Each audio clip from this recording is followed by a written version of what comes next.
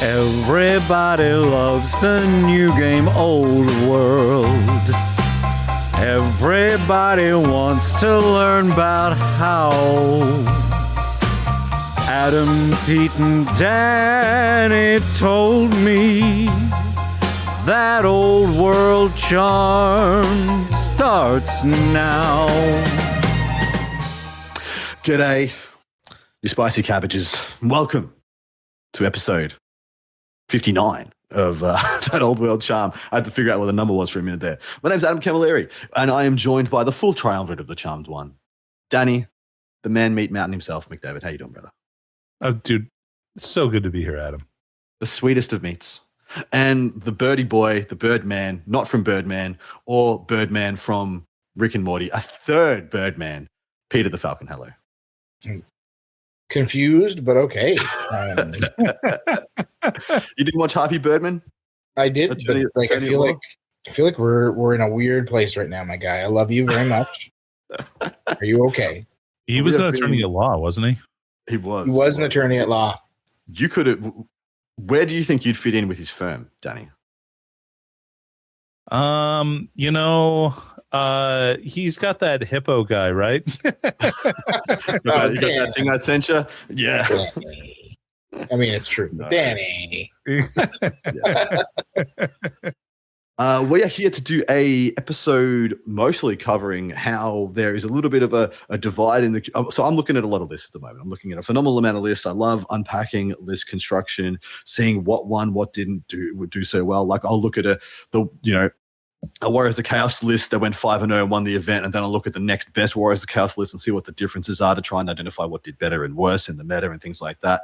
And of course, I'm always trying to analyze my factions as well, being mostly Bretonnians and Ogres at the moment, with cursory Chaos Dwarf splice in there, and unpacking what's doing well for them and what not, and always looking at those top lists. Now, I've noticed a bit of a trend.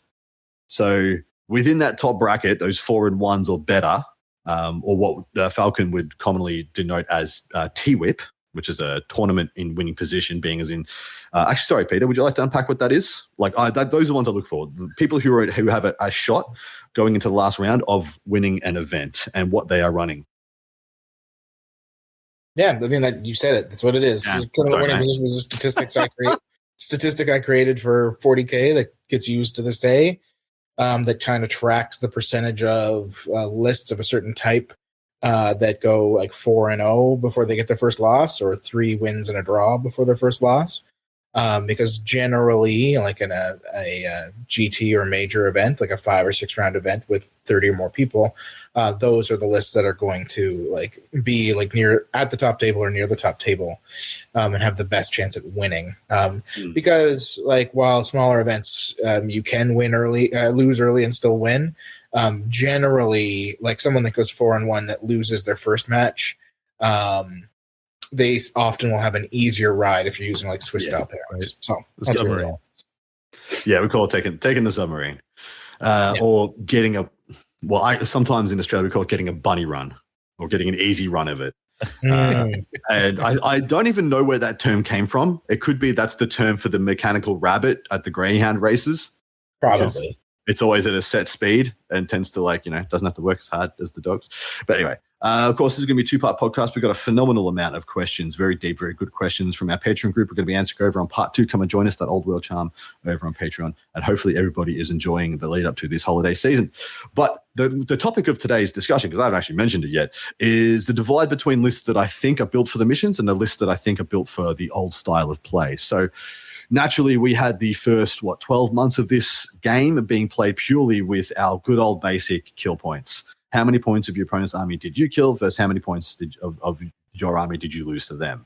Now we have had mission adoption being pretty much widely circulated through most of the largest events in the world. I'm seeing a big divide between the lists and the players who are tooling their list to play for the mission, and those who seem to be stuck in their old ways. So we're going to be unpacking what you should be doing and how you should be conceptually thinking about list construction with the view of always making the most of the points you don't have to fight for.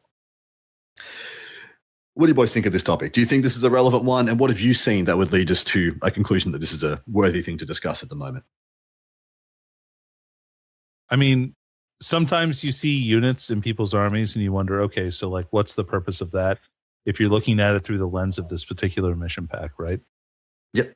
Like specifically, like that's one thing I noticed. Like the sizes of units feel different a little bit. I also feel like you know, you kind of see like, okay, well that unit is designed, you know, for the mission where there's like the objectives in the middle, right? Yeah. Like they just want to be able to sit on the objectives and win. Yep. Mhm. So conceptually though, we have, what is it? Is it 4 basic objective-based mission types? We have objective in the middle, objective like on the edge, but in the dead center of your each opponent's deployment zone.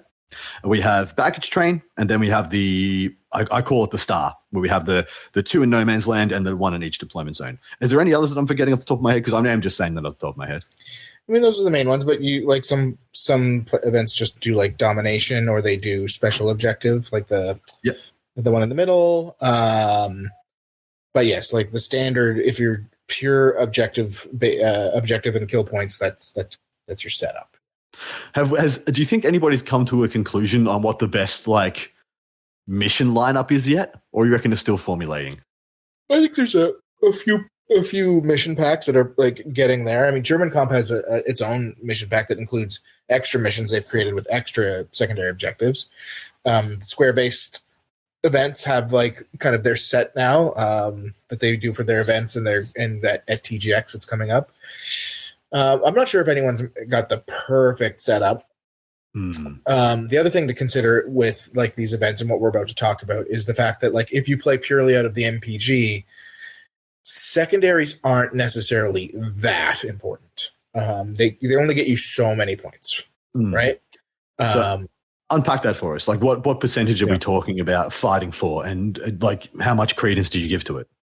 Well, like generally you're only fighting for, like, let's say you're going with a 20-0 instead of the 6-0 option in the pack.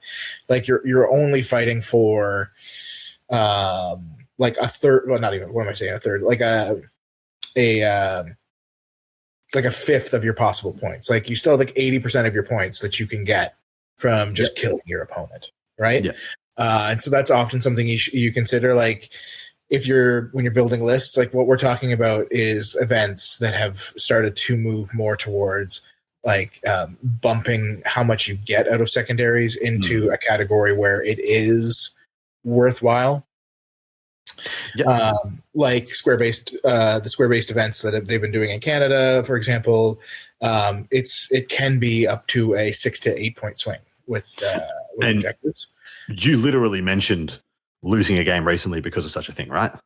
Well, at the event, I both won and lost games based on objectives, and I built a list for objective play because objectives were more important. They weren't the be all. Like the people that some of the other 4-in-1 guys, like they just went for killing stuff. Yeah, and that definitely worked. But there was definitely a line you could make of just grindy play. And then if you like German Comp, you can get a ton of points on secondaries in German Comp as well, because of how they like stack things. So yeah. So put this to you, Danny. There is curmudgeons out there. There is all sorts of people who have bones to pick and pitchforks to wave at secondary objectives, thinking that it is not the way the fantasy should be played, and that it should just be based on how well your generalship displaces and destroys your opponent's army. I contend that that game will get boring very quickly, and if you enjoy playing that game all the time, you still can, no problem. But people are out there saying, we don't want games decided by secondaries. So what do you think about that? Do you think it's true and correct that this should be the way the game can go? Or would you rather see something adoption like, cool, the winner and loser of the game, as in like the round points, the 2-1-0 round points you get, possibly decided by the battle points scored, but then secondary points are added into that and helps delineate you within your overall win-loss bracket at the end of the event, so to speak? Or is it just perfect the way it is? No. Look, I think a combination of the two is really what is like ideal. And I think you can kind of address this, like if you make like one of the secondaries, like a kill point secondary or something like that for destroying units or something similar. I think that helps to discourage a certain type of army. And I also think that it, it helps if people do like, that's the way that they want to play the game or think that it should be. played, because I mean, if we're all honest with each other, right? The game is designed from a fundamental level to be a game where you're killing your opponent's army. Like everything previously to this pack was based purely on that. Now, do I think that game mode is like fun? Yeah, it can be. But I think that it's variety is the spice of life, you guys. I don't know if you knew that. I'm with you. But I think that it's okay to play for like, a little baggage train every once in a while, or an objective in the middle of the table, or a point that you have to try and hold. That's not going to dissuade you from actually killing stuff. It's just going to give you a few extra points if you play by the rules. So if you synergizing your list to be able to do both of those things simultaneously is obviously ideal. And so that's the way you should consider building your army. Nice. Peter, anything to add? No, I just really like paprika. I highly recommend, like if you're cooking, especially like a good like roast chicken or something. Yep. Like you cannot go wrong with just like layering on the paprika. There's no such thing as too much paprika. Anybody that says otherwise, crazy. There is 3 types of paprika. You got sweet, smoked, and hot paprika. What do you see as your main shake? I love them all. I think sweet paprika is really nice if you're doing some kind of fruit concoction, right? Because you want to mix those sweets. I also like sweet paprika on like a ham situation, like something pig related. And then like I smoke paprika basically everywhere else. Like just throw that shit on everything. I'm straight. I'm more of a hot paprika guy on chicken, I have to say, Peter. You like hot paprika on chicken? Like, I mean, I'm not against what you're saying, Danny. You're just wrong. I don't even know what to say right now. I'm deeply embarrassed for you. I guess that's the best I can manage. Wow. Yeah, I gotta say, Falcon, I have 0 uses in my life for sweet paprika. I am hot and smoked all the freaking way. You guys just need to like loosen up those taste buds, and like eat real food. No, Peter, this is discipline, and I'm not going to get my taste buds all loosey goosey. Just because I want to experience new things. Like it's not going to happen, Peter. I've got this shit locked down. Okay. All right. Okay, I believe you this time. I was really, really, really not expecting that from Peter. Do you know what I was expecting? Never mind. I'm sure it'll come up at some point during this episode. But what if I told you guys, and this would be a final tangent before we actually start talking about the thing I started telling you about 12 minutes ago, but what if I told you guys know the secondary mission deck in 40K?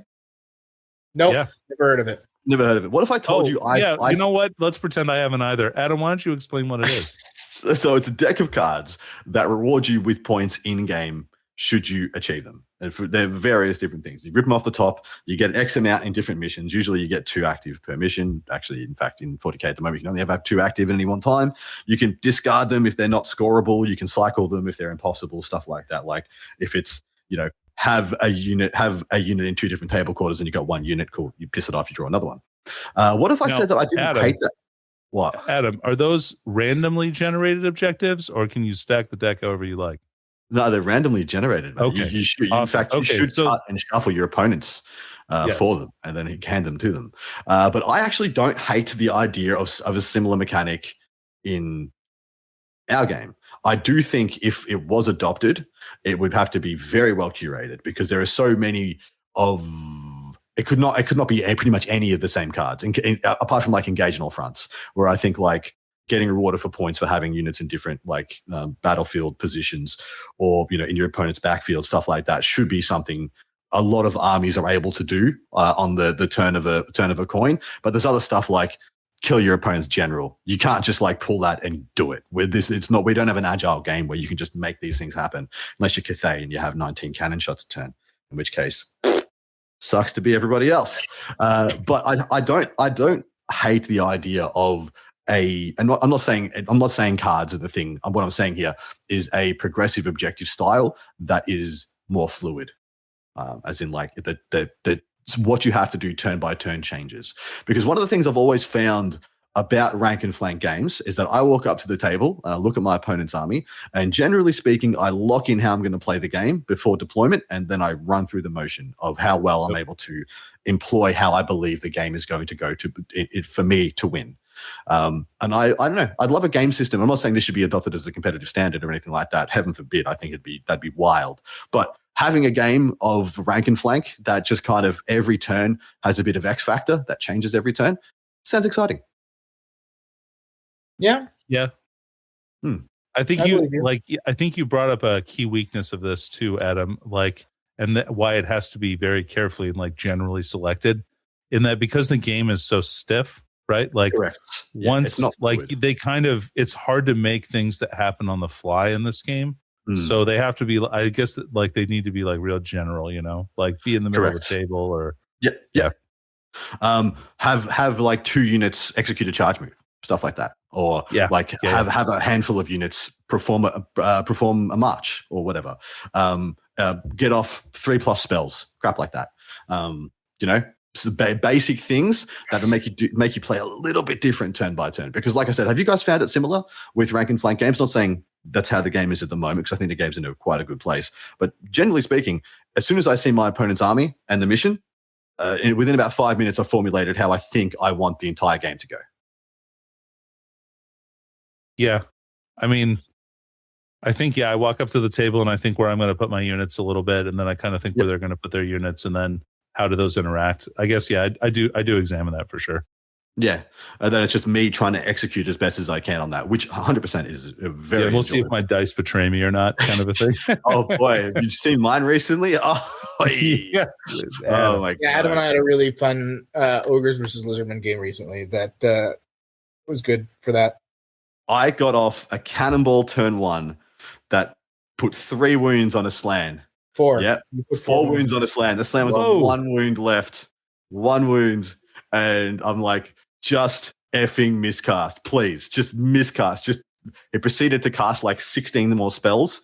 And Peter's just like, suck it, Adam. Not only that, but both of Adam's cannons then died the next turn to kill themselves. Misfires. Yep. Oh, as they do, actually, Adam. I've seen that many times. Yep. Turn 2-1 blew up. Turn 3-1 blew up.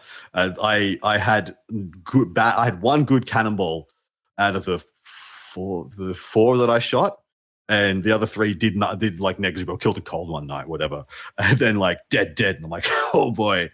So Peter, you can unless you kill your slan, you can sit there and win for a decent win. Because I just gave you 300+ points. Feels good, man. Feels good. Nice. All right. And then I failed my go turn. We were in a grindy. That was a sick melee, by the way. I had my what I was trialing was my new version Gutstar, trying to make it work with a Bruiser, Walking Tyrant, and Slaughtermaster versus your Temple Guard Slan combination, who had all the good buffs. And then I was trying high magic out. It's not the best. Yeah, you were ethereal. So I was ethereal for the whole game, which was good because then only his Tyrant could hurt me. But I was rolling like trash with the Temple Guard, so I wasn't actually killing any of your models. In saying that, there was only 1 combat where I didn't have triple save on that block, so that was a pain in the balls for you. Yep, but I mean, I just ground you out, and then finally won a combat. I charged you in the ass with a Hunter, and that was the turn I couldn't get a freaking kill through with the Tenderizer. And I was like, cool, Hunter goes in the back. I get enough combat res. I just need a Tenderizer to kill 2 or 3 dudes, and he killed 1. And that's I had won as many combats as I'd lost. And then when I had the freaking rear charge, that was the one I lost by 2, and the game was over. I double 10+ myself off the table. I was like, oh my god. Anyway, back to the topic. Let's go. So 2,000 point army, Peter the Falcon. Your previous run recently, how many points in your army was allocated towards objective scoring specifically? Well, from a big game, I mean, first off, we played 2,200 for the square-based events, but even at 2,000, my core doesn't change because core is, of course, the super important thing for your if you're going for an objective point play. So I had, I want to say 800, almost 700 points in core. was what I had, I believe. I had like 3 units of 30 Night Goblins with Fanatics, because that's like a core part of how the army functions. I had a big block of Orc Arrow Boys, and then I had I considered running Wolf Riders and stuff, but I figured I had enough points already devoted. And 4 big blocks, if I'm playing on a 2 objective or a 3 objective or a 4 objective mission, in any of those cases, I should be fine to control the middle, unless I'm up against a similar build, like we're seeing with these Skaven builds that are 1,200 points of core and things like that, right? So yeah. So it's an interesting dichotomy that we've always had in our grade game, which is the delineation between killer and filler, as I like to call it. Filler is usually what Peter just described, the core points you must take. And optimizing those and getting the most out of them is probably the biggest key point we want to highlight in this episode, is how to optimize your filler and make sure it is both fit for purpose and generating you an innate score, usually in matchups where it can't contribute in any other fashion. Case in point is like Empire, right? There is a lot of filler points in Empire lists. Unless you're just taking knights, which kind of strongly encourage you to do, you can get a lot of filler for very few points, and they can generate you points. Example for myself with Ogres, I've been taking 1 to 2 units of Noblar Fighters, 30 of them, 65 points with the Sergeant. Can be 60 points if I don't want to. And if they're 60 points and they sit the 25-point objective that's in my deployment zone for 3 turns, they have generated more points than they could get in any other fashion, because God knows they're not going to kill anything and get any points that way. And so you're actually generating a score from your filler. That filler is now a value add, no longer a detriment. Does that make sense? Mm-hmm. Yeah. Yeah. Danny, how do you conceptually approach this problem? Well, yeah, I mean that's a good way to look at it. I guess I just hope that I'll be able to score some points on it, and then they'll do something else. So I feel like I'm not taking units specifically just to do that stuff. They have to be able to take an objective, I feel like, or do and do something. Either take somebody else off of one, or just hold it against something else of a similar kind of nature unit. Does that make sense? Mm-hmm. Well, you actually pick at the deeper version of this conversation we're going to go to, because I think there's holding units objectively. There's objective holding units, and then there's objective taking units. Yeah, and I think the best lists in the game at the moment can kind of do both without compromising the rest of the package. That makes sense? Peter, did you take anything that you specifically had to go and take opponents' objectives? I'm thinking in my mind 5 Marauder Horsemen with flails. Perfect. Go. Yeah. Well, I would never take 5, but yes, not in this game. But when I make if I'm making a list for, say, Warriors of Chaos, I'm definitely running. If I have the option of Glade Riders or something like that, I'm 100% running units, 7 or 8 man units that have that speed. Yeah. So that I can afford to lose a couple of them, and then sneak a back objective or kill a war machine or something, that kind of thing. So. Yeah, perfect. It's actually one of the things we're going to do is we're going to run through every faction in the game and talk about each of those units. What unit do they have that we think is conceptually the best thing they have for holding the objective, say one in their DZ or just outside of their DZ, and what's the best one they could probably build to go out and disrupt their opponent's scoring. And mind you, this is all going on while people are throwing, blood knights and freaking peg knights at each other in the middle of the board or off over on the flank. This is activating the skirmish game of Warhammer Fantasy, which is why I like this a lot. I like this topic because it's a lot of so much of the game used to be around your killer and filler, and your filler, it was actually just called redirectors. Your filler existed to chaff and redirect your opponent. Chaffing and redirecting your opponent is kind of not that much of a thing anymore. And so trying to find different ways to extract value from these units and give them utility is kind of where I'm getting with this and what I want to tell people that you should be trying to do with your lists out there. Does that make sense, or was I just talking out my ass? No, you are, because of the way that the overrun rule works now. It's very hard to get good mileage out of stuff that just simply stands in the way of other units and doesn't let them do what they want. Yeah, it used to be. It's not worthless, right? You can mess with it or dictate movement a bit, but you really have to keep in mind that you're not going to. It's not going to be quite as linear as you were probably hoping. Yeah, agreed. What about yourself, Peter? Do you see it the same as I do? Yeah, I do. Fair. All right. Let's take 15, 20 minutes and run down every faction in this gosh diggity darn game. Starting off at the top alphabetically. Beastmen. What do we see as the good unit holding pieces in a Beastman list? I mean, just like the gigantic gore block is always a problem for everybody. Is there an idea or a concept for a secondary unit? Should you need to be moving off your gore brick, double moving and jumping it around? Should you have something else in mind? Or if you had a second best, what would it be? I mean, your best unit, like you have Ungor skirmishers, taking large blocks of those. Well, not large, but 12 to 14 of those is really good in objective-based scenarios. Like that's 100% what I would do. Yeah, I keep thinking of units of like taking units of 5 Dragon Ogres might be pretty decent.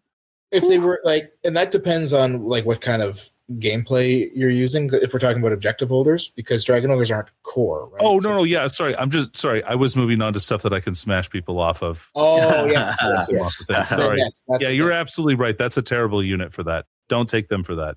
Yeah. The the Shaggoth like is decent in this list for baggage train stuff, right? Perfect. Yeah, so there's like sneaky stuff you can do with the Dragon Ogre Shaggoth because of its base size, and if you're playing rules as written, technically you can put a Dragon Ogre Shaggoth kind of like perfectly on a baggage train, and because of the lip of the baggage train is kind of just outside of him, it makes it this weird interaction where he's hard to be interacted with other than being shot at. Yes. And he also is the closest thing to the baggage train, so you can't ever like take it away from the beast without killing him. And there's no real or when you hear about all the things we're talking about using these units for, there isn't really a unit that you're designing to put in your list that's going to kill a Shaggoth. Isn't a thing. And people shouldn't be trying to think about this through the lens of trying to kill a Shaggoth. It's not. Don't bother. If you come against that, just be like, okay, cool. I guess I'm happy they've got 200 points holding down one objective. I guess I'll go elsewhere with myself. Right. And try other things, unless you can just cannonball him in the teeth until he's dead.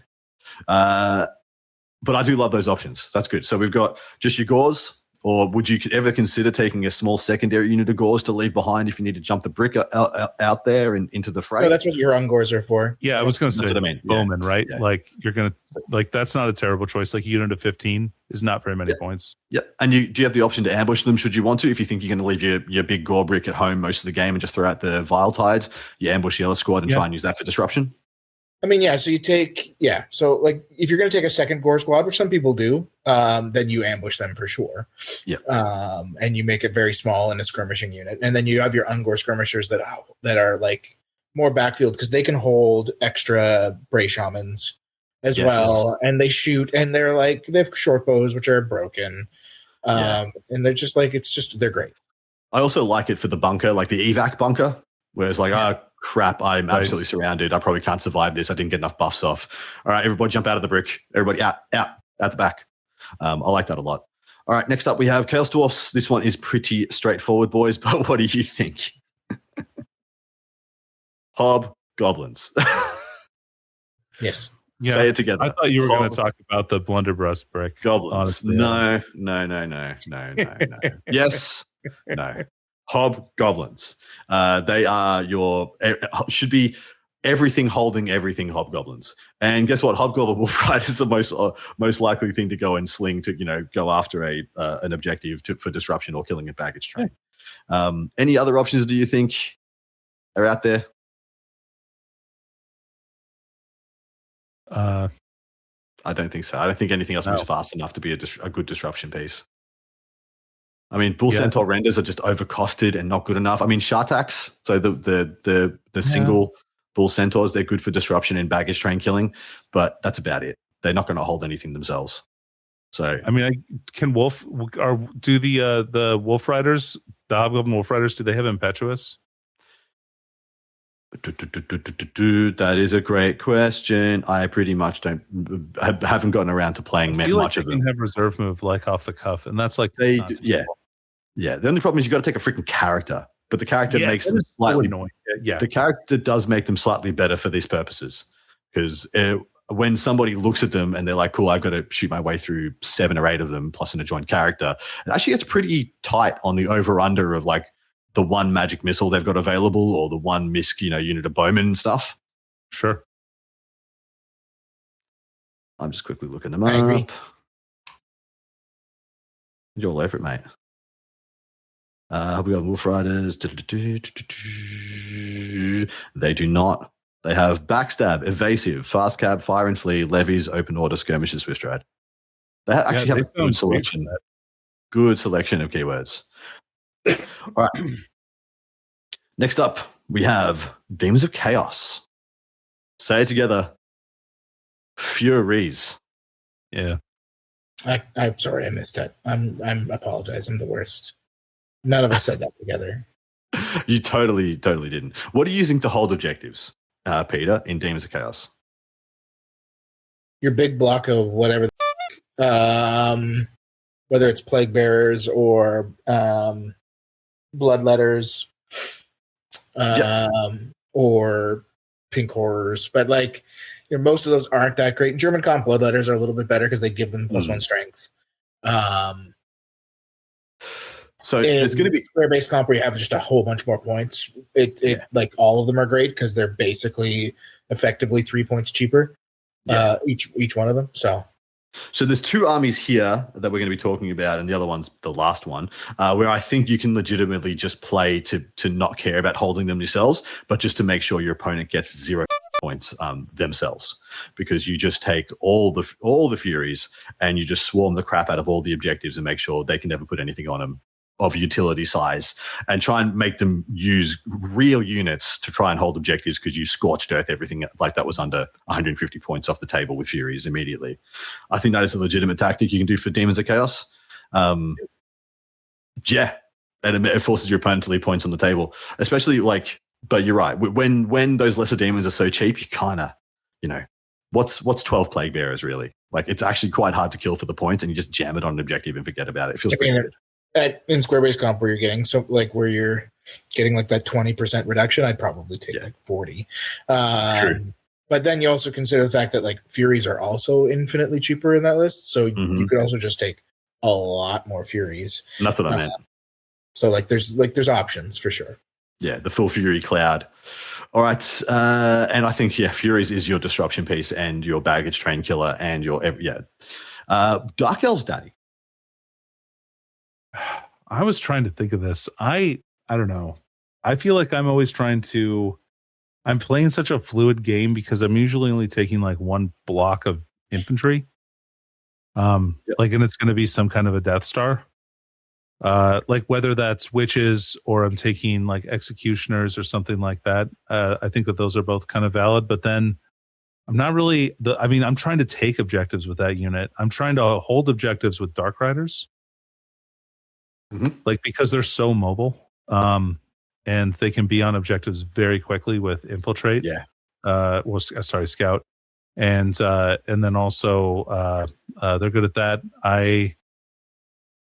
Witches are nice when they're core like that. But otherwise, I'm taking Dark Riders for both those things. So there's another one that we're going to be talking about. So Demons of Chaos, Dark Elves, and I believe Wood Elves are all going to come into the same thing, where I feel like you want to score the secondary points on your journey to doing the job you want to do, and then not worry about scoring secondary points for turns 2, 3, 4, and then circle back to get some points at the end of the game if you can. Does that sound fair? Yeah. Hopefully I can just misdirect and keep you occupied while I score points. We can talk about what else when we talk about that. But my Dark Riders are shooting you with crossbows and running away and or charging opportune targets and things like that. So there's I'm doing a lot of stuff on my way to trying to also win the game by destroying my opponent. Fair. All right, dwarfs, lads. We might have to. Does this one get dramatically different based on which attachment, which army of infamy we're taking? I think Grand Army is pretty basic, just your Longbeards and your Iron Breakers and stuff like. Sorry, not Iron Breakers. Iron Drakes and stuff like that. We'll just score you points trying to get into range. You're it's Rangers, right? That's Yeah. Well, I was about to say in everything else, it might be Rangers. In Grand Army exclusively, it might still be, your two big blocks if that's the way you're going with it. But yeah, in Rangers, it's pretty much everything else, especially Expeditionary. But Peter. Hello? 18 Doomseekers. Hello. Units of Doomseekers. Yes. I mean, we laugh, but like that California Cup was won by the Slayer list, right? I know. Yeah. Like 2600 points where you're taking that many. It was like 21 Doomseekers, plus he still had room for like 70 Slayers. So good on him. I mean, I'm happy somebody did it because it needed to happen. Now, may it never be spoken of again. Yeah. But yeah, legitimately it's Rangers, right? I wish I could say something like, oh, it's a cheeky unit of miners, but it's just freaking not. It's absolutely not. Yeah. Okay. Cathay. Chuck it out there, boys. I mean, Cathay's the army right now that doesn't need to worry about secondary points because it's going to table you in two to three turns and then just score them. Not really that. But I mean, if Jade you're playing Lancers, without any comp whatsoever, sure, they're going to table Yeah. you fast. But if you're playing with comps, which most people do, and you're limited, Jade Lancers are an extraordinarily powerful unit for what they do, especially if you're letting them take Rings of Jet so that they actually have some extra pot they don't have to engage. They can just drill and run around, right? what if we were also a missile unit? Yes. Exactly. Yes. What size are these Jade Lancer units? And is it a one of or a two of? Usually running 2, and often I would say they're probably Like 6 to 8, right? Yeah, 6 to 8, upwards of 10 if you really want to go. But I think if you're going 10, you're looking at more building for a combat res unit, which we're not seeing a lot of because there isn't the need for that.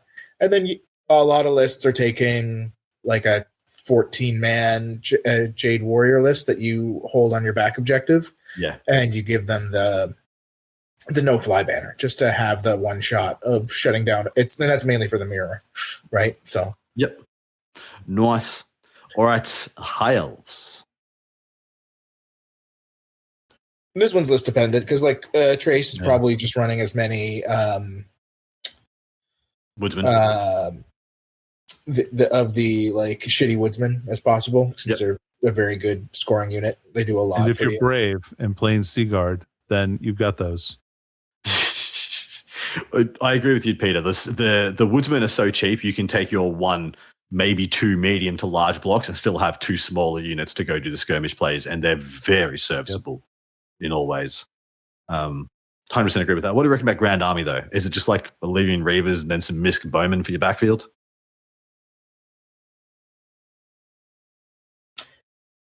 I can't think of anything else, right? Like that's what there is. Grand Army. Grand Army, it's Silver Helms and Illyrian Reavers. Fair. Do you know what? I completely forgot Silver Helms. I forgot about Silver Helms. Yeah, completely forgot Silver Helms. You almost like all the big lists, it's like 2 to 3 with the ring, right? Silver Helms with the ring.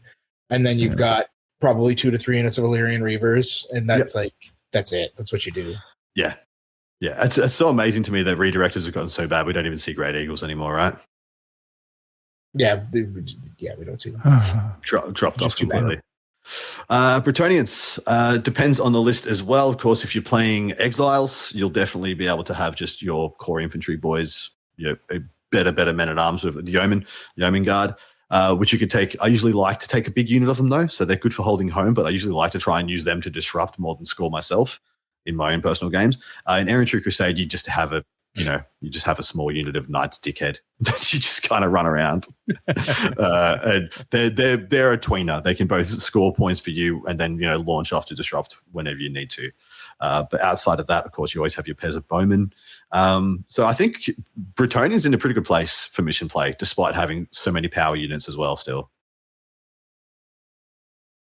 Oh yeah, Bretonnia is amazing, especially in a Cathay-less world. They're very, very strong. So can't tell if you're being facetious or not. No, it's true. Bretonnia they're putting up results, but it's only at events that have no Cathay or Cathay's extraordinarily comped. Yeah, I agree with that because I can't think of anything that domes my Brett's harder than Cathay at the moment. Yeah. Mind you, 2 sources and no fly I'm going to try it at some point. I'm going to freaking try 2 sources and no fly. It's going to be a lot of points. I'm going to be like, all right, you're staying there. Cool. You ran away. Cool. But you're staying there. And I'm going to, if you don't kill my peg brick, I'm going to get at least 1 lantern out of these dickheads. All right, Peter, Lizardman. It's just skinks. Temple Guard are great, by the way. A big block of Temple Guard is very good, especially in Renegades because of like the slam and all the buffs. So like you definitely want probably a brick of Temple Guard. There's some argument for Source Warriors instead in German comp, but I don't think they're there. But like the big thing is you're still running at least like 45 skinks, probably more if you're going to be effective. Like the Cloud is kind of your best bet, and the Cloud becomes far more effective the more secondary objectives are where the points are. Yeah, correct. So, yeah, 100% agree. Even like skinks are great in 13s. Like, yeah. That's still a small enough, like kind of like unit that you can still shoot with everyone and still like fit it into really inconvenient places. And you can take 4 of those, and that's like amazing expenditure of your points for like you can cap objectives and they can get hit because they've got like a 5-up save. Like, yeah, I think they're awesome. Yeah, skirmishes with the 5-up save have like actually okay shooting for the cheapest chips. I think they're excellent. Yep. It's a pity about the rest of the army, but yeah.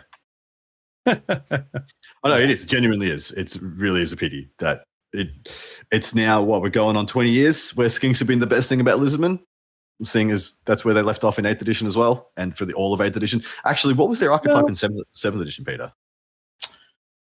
Oh, it was basically the same. I mean, skinks weren't as big because like 7th edition magic was different.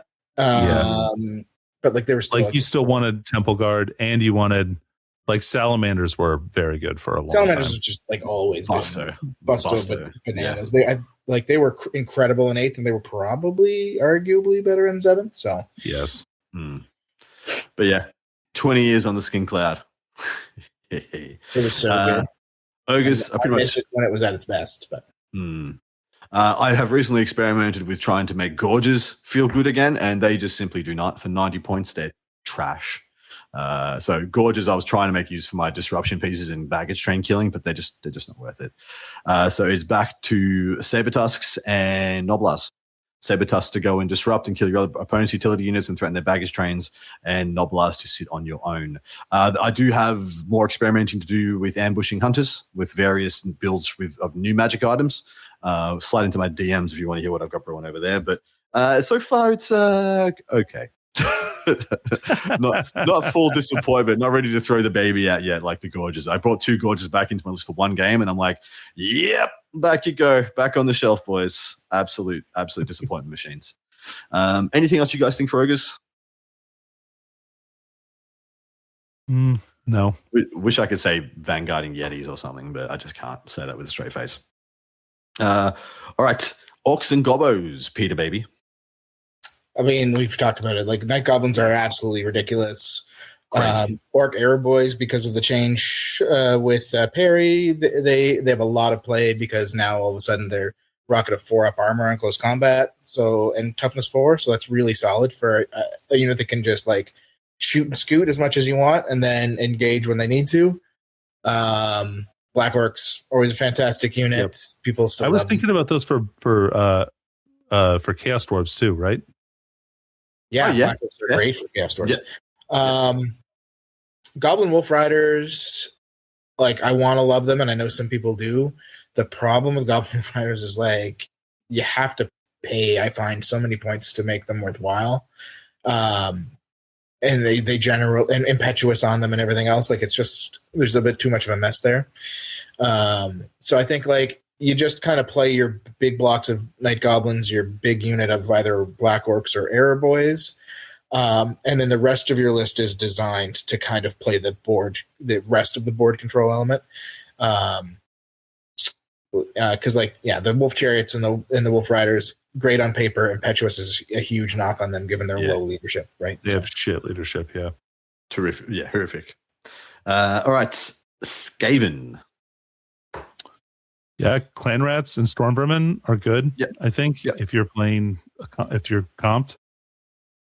What about disruption pieces? Giant Rats. Yeah.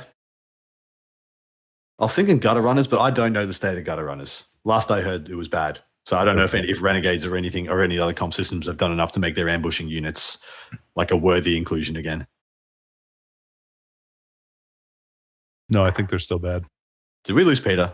Peter dead. I'm back. Sorry, my internet's being silly. Sorry, what's the question? Skaven, dude. So we talked about the Storm Vermin and Clan Rats, but I was throwing out like what do you use to disrupt your opponent?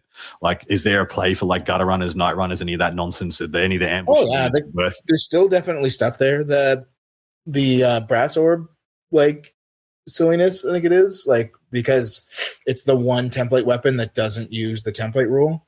So you can like initiative test kill people by putting a 25 point single use item on your like gutter runner champ or whatever. Sick. Like there's definitely play there. It makes those units kind of expensive, but they're really slippery. And you can just get lucky against some units and blow them away. So there's definitely play. I think like most of the better Skaven players though are kind of on like their big blocks of Clan Rats, they're one big unit of Storm Vermin, and then they use stuff like Giant Rats because they're just cheap and effective. That's what Danny threw out. All the Giant Rats are doing. They're less about objective control and more about flank control, just so you don't just get like overrun by flyers. They just take up board space. Is the whole concept, okay, right? I see what they're doing. They're not land anywhere. They're not redirecting. They're literally body blocking. They're like if you want standing where you want to land at the end of the charge. Yeah. So like if you want to fly over me, go ahead, but it's going to take you 2 turns to get into the combat, and then I'll have another situation. You can't just like land on my flank and then 90-degree pivot, and right. So like that's kind of the play there. So that's cool. They're fast and like 40 points for like 15 dudes basically. Yeah, and that's the other thing. And they can sit on a back objective and they'll live. So yeah. All right, Empire. Already threw it out. Misc small units of knights, great for disruption and going hunting baggage trains, sitting on your home. Of course, you can always take any state troop, veteran troop, most likely to do that job. I don't think there's a huge amount in the middle. Like you just take either you're taking your small 10 to 50, like 12 to 13 state troops to sit on an objective at home, or you're using your bigger core block to just sit there for as many turns as you need while you throw out small units of knights, outriders, and stuff like that. Peter, does that sound about correct? Yeah, for sure. Yeah. Easy done. Tomb Kings, Danny. Obviously, like skeleton units, skeleton archers are great units for sitting on objectives. The Tomb Guard brick that people have been building is probably great for taking objectives or holding midfield stuff instead. But as far as disruptors, there's nothing that's going to be able to hold it, but you can definitely smash people off of it with stuff like sphinxes and stuff like that, right?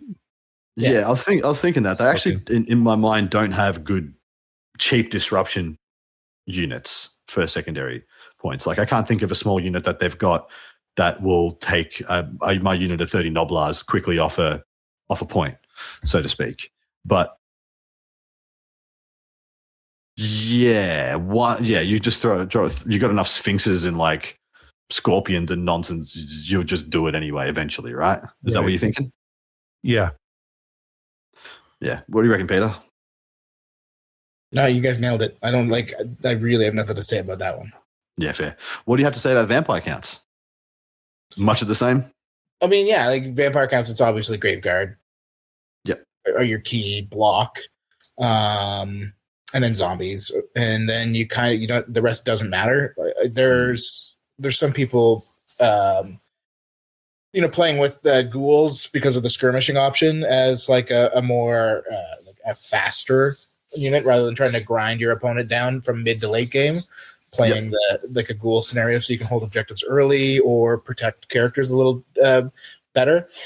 I'm not sure it's necessary. I'm not sure it's stronger than just brute force, but it's there.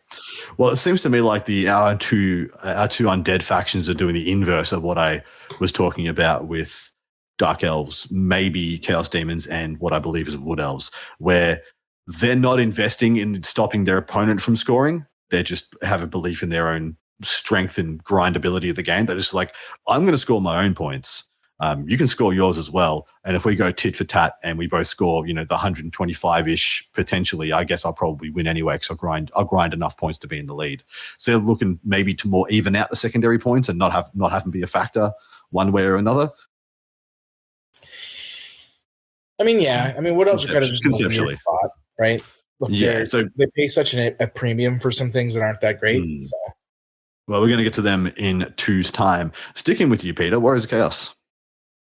Warriors of Chaos has a lot of options, and they change depending on the army list, right? So, like, Heralds of Darkness have to use Chaos Knights. They don't have really any other option. And that's fine. Chaos Knights can be kind of buffed, but you're kind of looking at a Death Star situation with maybe a couple smaller units to try and hold objectives.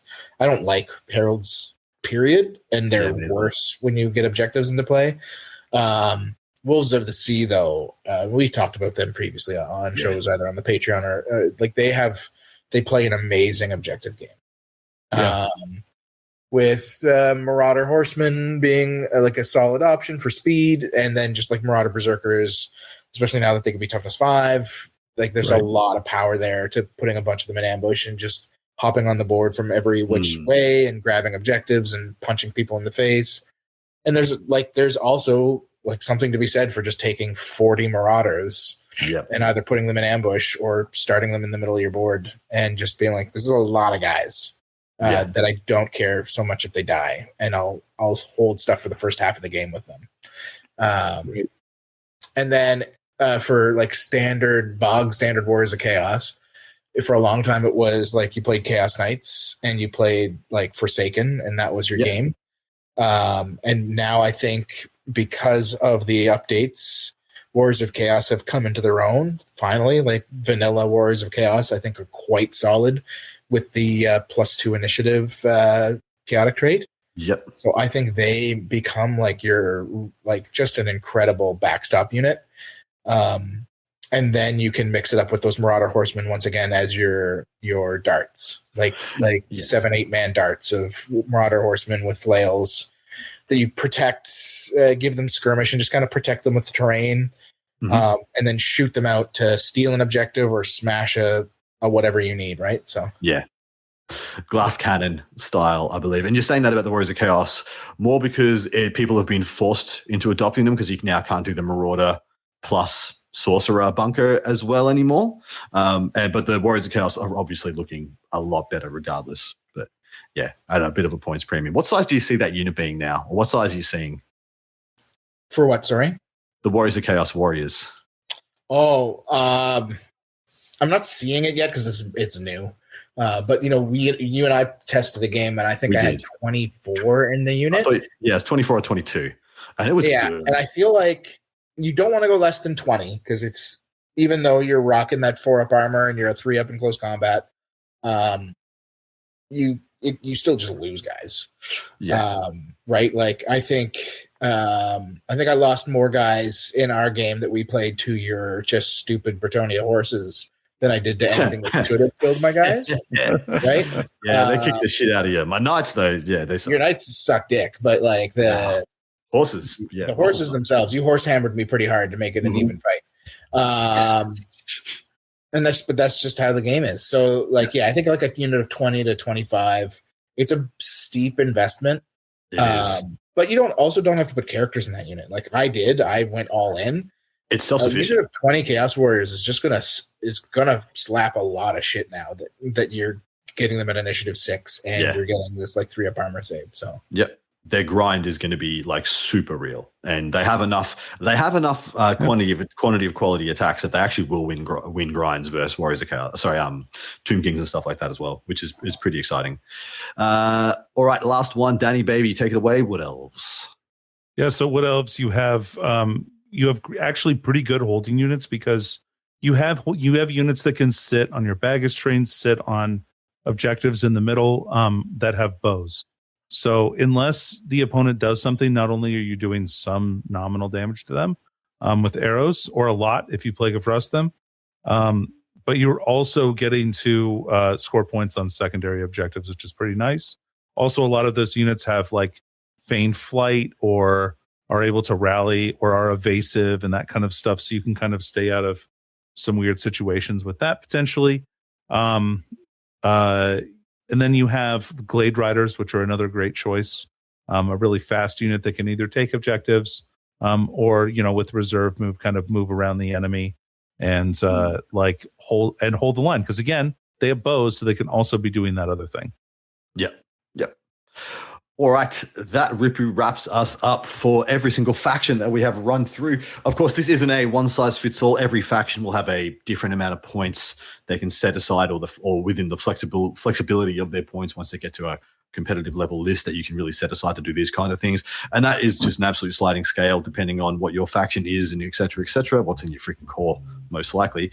And in addition to that, different things are going to change that. Some armies like Empire might be a lot better at disrupting than holding, because if you don't want to spend those points on a brick of, Empire infantry, I won't hold it against you. They kind of suck.